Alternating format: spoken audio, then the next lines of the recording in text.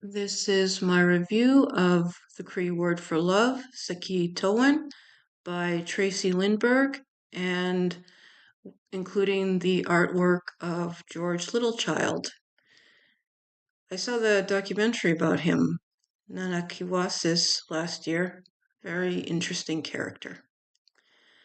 Lindberg structures her story in 4 parts, each corresponding to a season, because the seasons provide us with an understanding of where we live our lives, and each part does correspond to different points of life uh, performed by different characters throughout the book.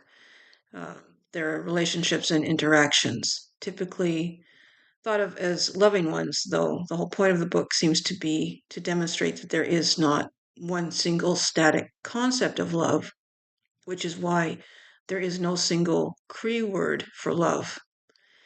So the first part of the book, Spring, follows second grader Azalee through navigating kind of the dynamics of children and adult family members relationships. And I personally found this to be my favorite and the most impactful because it seems to subvert that old well, some girls are just gravitate to toxic men. They always have and they always will cliche. Um, there are toxic men in Azalee's life, but there are also really positive and caring women. And I mean, if every adult over you is toxic, you might as well try to gain the favor of the ones that are likely to have the most impact on your life. That doesn't necessarily equate to preferring their company. Oh, a robin! Look, on newspaper's lawn, her aunt points with lips. Her mouth doesn't move, and Azalee knows they are playing the game. I know she's a mom robin, Azalee thinks at her aunt. Priscilla slows her walk. Do you remember the story about robins? Yes, yes, thinks Azalee, although she does not. She is just excited to be playing think talk with her auntie. Auntie smiles. You don't have to lie. You remember what you need to remember. Part two follows Azalee's younger sister through her dating years as a young and then older adult. Every so often, if he was really high, or if he was quite relaxed, or both, he would allude to the alcoholism and abuse in his family line. It sounded familiar, but like you were listening to someone tell a story through a tea towel, muffled and at times indistinct, but the gist was understandable. Once, at a panel discussion on police action as colonial violence, he told me in a quiet voice that he had suffered at the hands of police. He wiped at his eyes and looked down. Something twigged in me, like when your white presenting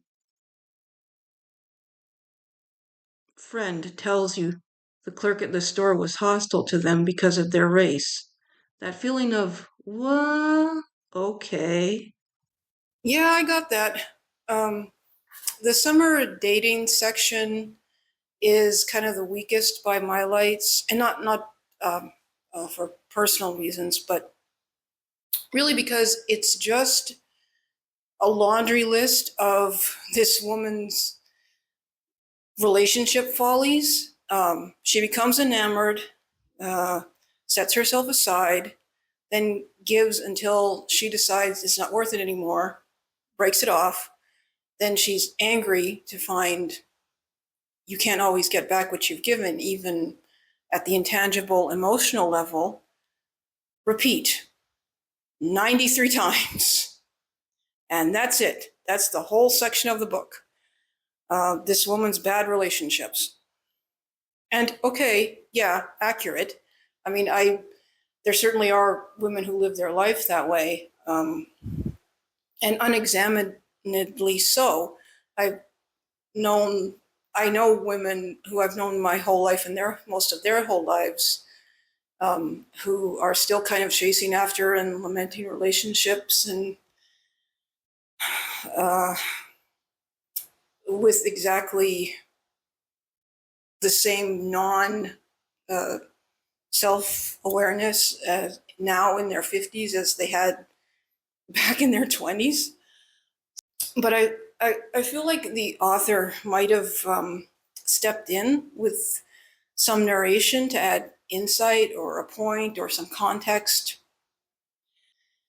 It does make for a really tedious read, though. Fall, the third section, follows Lorette, Azalee's adult daughter, as she works as a government agent trying to explain reconciliation to other government agents.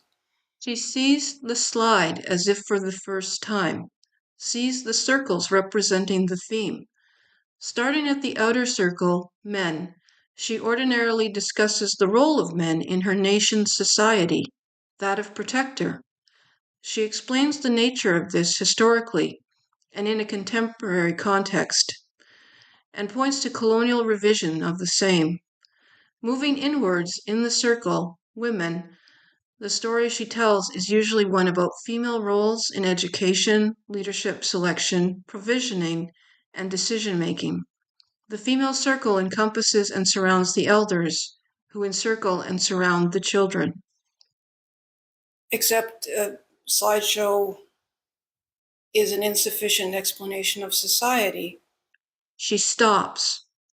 It could pass for a pause if you didn't know her, but if you did, you would know that she is thinking deeply about what she has said and is about to say.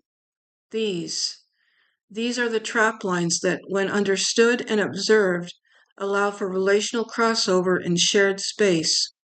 If not understood, then the trap line is a fixed line with no overlap, a fundamental boundary. She thinks of the Oblates, the Lutherans, the Catholic nuns, the black and whiteness of the robes and vestments, the black and whiteness of the ideas, the punishable doctrinal, the required teachings and immobile understandings. She wonders what leached into the knowledge. Fundamentalism is a teaching too. What the third section seems to examine is the feeling as an older adult who's grown life conscious enough to see how you, yourself, your family, community, nation move together amongst and against each other, and how maintaining yours feels like an act of love, yet it can also obscure harm. Um, Lorette tries to apply her new consciousness to herself and her family, which then proves a lot harder than she could be conscious of. Um, I said spring was my favorite section because I liked the subversion of what I feel is a really toxic, harmful cliche. Um, However, fall is definitely the best written section of the book. Um, like it almost could have been, it could have been expanded and stood as a whole novel itself. It is very powerful. The fourth section, Winter, follows Azalee's younger brother and grandchildren as they try to make healthier life choices for themselves. But there's a sadly disengaged vibe to this section. Only Reggie has had children. You always suspected her damage was the only bunch neatly packaged enough to allow for a healthy environment for wee ones. Over time, you congratulate the three of you who did not have children for making the wise decision not to pass on that hardened, upset, gendered gene of hurt. Overall, good book.